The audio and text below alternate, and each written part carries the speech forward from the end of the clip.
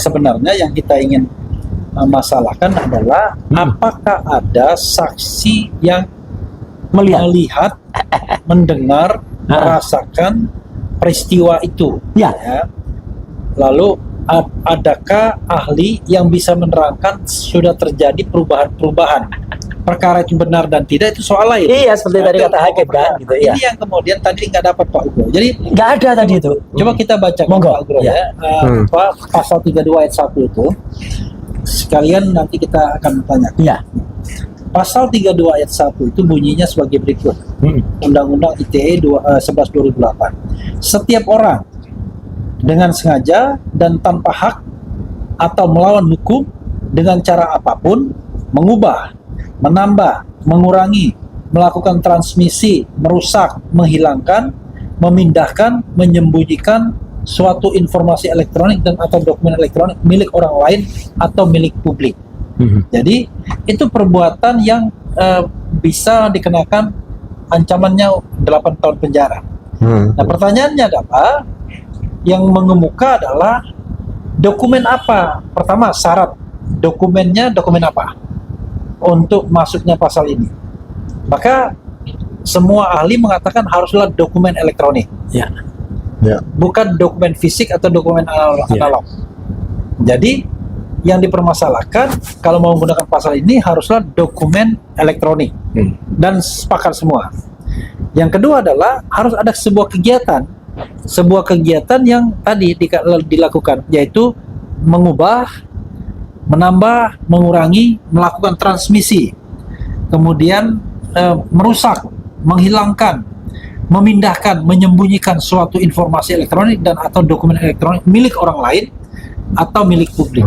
Nah, dalam konteks Pak Jokowi ini kemudian ditanyakan, selain itu adalah dokumen elektronik, kan dikaitkan dengan pencemaran nama baik dan fitnah, apakah dokumen elektronik itu milik Pak Jokowi atau bukan?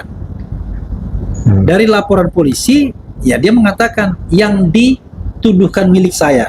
Artinya bukan. Dia sendiri bukan mengatakan itu milik dia. Nah pertanyaannya adalah Pak Ugro, ketika misalnya dokumen ini bukan milik Pak Jokowi, karena kita kan nggak perlu lagi anonim kalau podcast kan, kalau di pengadilan.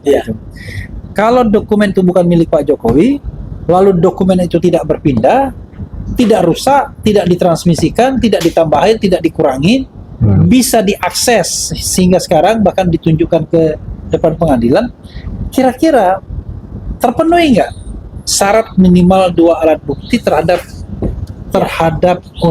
penggunaan pasal ini? Izin sebelumnya Pak Ugro dan Mas Rafli, mohon maaf nih ada breaking news sedikit.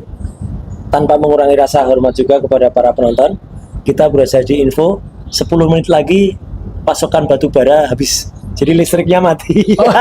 Jadi mau nggak Pak Ugro aja? Silakan. Ya, saya kalau membuat analogi Mas. Jadi sebetulnya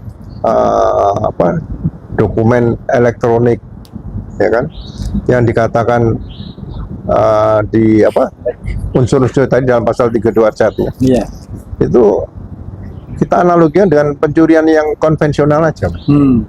Kan barang itu ada di rumah, ada di dalam komputer, dan itu sudah dikunci, ada kan, ya kan, ada passwordnya. Nah, siapa yang bisa mengambil itu kan sama dengan orang mencuri dari dalam rumah tadi, kemudian diambil deh, ya kan, dirusak dan sebagainya, mungkin bisa dihilangkan, dicek barangnya sudah nggak ada, ini kan hampir sama, barangnya rusak nggak bisa dikembalikan lagi, seperti itu. Jadi sebetulnya ini pembuktiannya cukup mudah seperti itu, ya kan. Makanya kan di pra-peradilan hanya ingin menanyakan apakah bagaimana caranya menetapkan tersangka dengan pasal 32, kira-kira alat bukti apa yang digunakan? Ya minimal 2 alat bukti aja lah tunjukkan. Itu saja. Jadi tidak berputar-putar pada 2 alat bukti, pasal 184 KUHP, ada keterangan saksi, keterangan ahli, surat petunjuk dan keterangan terdakwa. Itu kan namanya debat kusir tentang masalah KUHP. Bukan debat masalah substansi pokok perkara pra-peradilan yang kita ajukan melalui Pengadilan Jakarta Selatan. Jadi sebenarnya benar-benar sangat mudah jawab itu kok susah seperti itu ya. Iya, itu yang kita minta sesungguhnya. Kalau Anda punya 2 alat bukti, tunjukkan dong. Maksudnya, ini keterangan ahli si A mengatakan begini. Oke.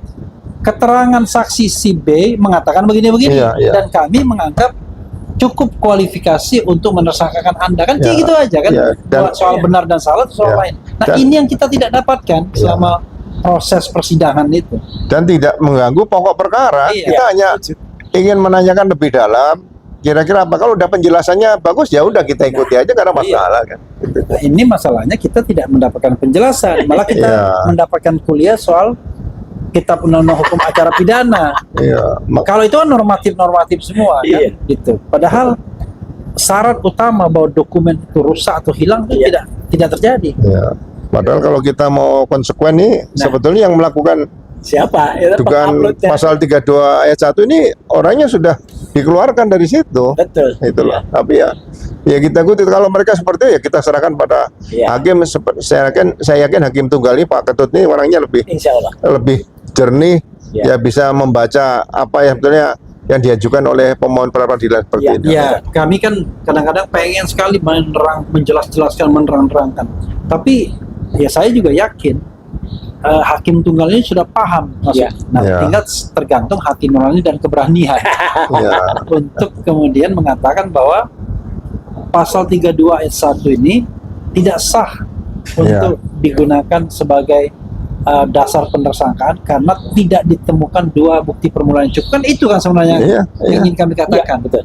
Nah, kalau dia cuma menyebutkan bukti, wah, ada 148 saksi. Kemudian lalu ada beberapa bukti yang dia entah relevan entah Iya, enggak, itu iya, yang iya. disampaikan Iya. ke dalam persidangan. Ya. Tapi kan dua alat bukti yang kita nanti itu apa? Misalnya, Iya. oh, ini alat buktinya nih ada ahli X menerangkan bahwa sudah terjadi lok tadi Iya, kan. iya. Nah, ini yang kami katakan sebagai alat bukti kami. Saksi Y mengatakan begini-begini. Ini yang kami Iya. katakan sebagai alat bukti. Nah, itu nggak terjadi. Padahal itu keuntungan bagi termohon, Nah. itu penyidik tadi, Saat itu kalau dia bisa menjelaskan. Iya. Jadi hakim juga tidak kelihatannya hakim pra peradilan tidak puas nih mau jawab apa ya. Iya, Padahal betul sekali. kita ini kan nggak boleh menginterogasi juga. Mereka juga tidak Iya. termohon juga tidak boleh menginterogasi kita. Kasus Gitu ini loh. mudah sekali. Betul. Iya. Kalau seandainya mereka menampilkan minimal dua alat bukti Iya. itu. Nih.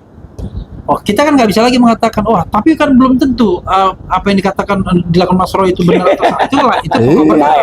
Tapi siapa yang dijadikan sandaran untuk kesaksian dan keterangan ahlinya itu yang Iya. kita belum tahu.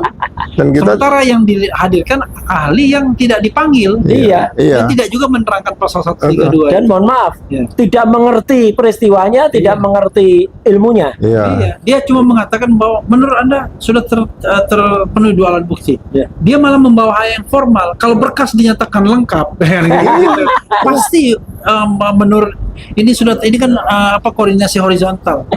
Iya. Kalau kita mengatakan bahwa tindakan penyidik dan tindakan jaksa penuntut umum itu benar semua, nggak ada yang namanya perkara yang dibebaskan. Setuju. Nah, makanya kalau mereka mendatangkan ahli yang mereka gunakan untuk forensik komputer Ya. tadi, ya mungkin tapi ini diambilkan dari orang luar negeri yang di Tidak briefing mengerti apa-apa. tidak mengerti apa-apa, ya jawabannya ya seputar pasal 184 KUHP yang lama itu aja. Iya. Dan dia menerangkan tentang kitab undang-undang hukum acara pidana, bukan menerangkan tentang digunakannya pasal 32 ayat 1. Iya. Oke, karena Ya. kita sudah warning Waktu ya. itu ya. Closing statement dari Ya. Mas Roy dulu. Ya, jadi closing statement saya adalah begini, ya, kita tentu saja dan masyarakat akan mengerti kalau jawaban dari ahli, termasuk juga jawaban dari yang kita tadi dan yang kemarin dari termohon itu boncos istilahnya, ya. Tapi kita berharap betul hakim tunggal dari pra peradilan, ya Pak I Ketut Darpana itu benar-benar bisa seperti putusan yang pertama, concern, berani memutus dan tidak terpengaruh macam-macam.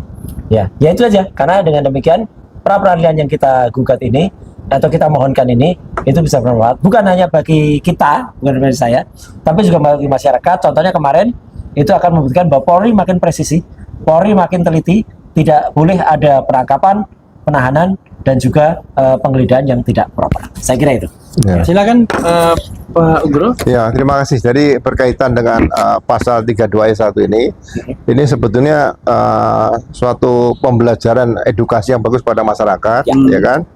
Bagaimana kita mencari unsur-unsur perbuatan pidana yang dilakukan oleh seseorang yang melakukan tindak pidana yang sudah diatur di dalam undang-undang ITE tadi. Ya. Ya, jadi penyidik seharusnya juga memberikan pelajaran bagi masyarakat lain, bagi penyidik lainnya bahwa pasal 32 ayat 1 seperti ini unsurnya. Ya. Jangan nanti nunggu semuanya, nanti tergantung pembuktian loh.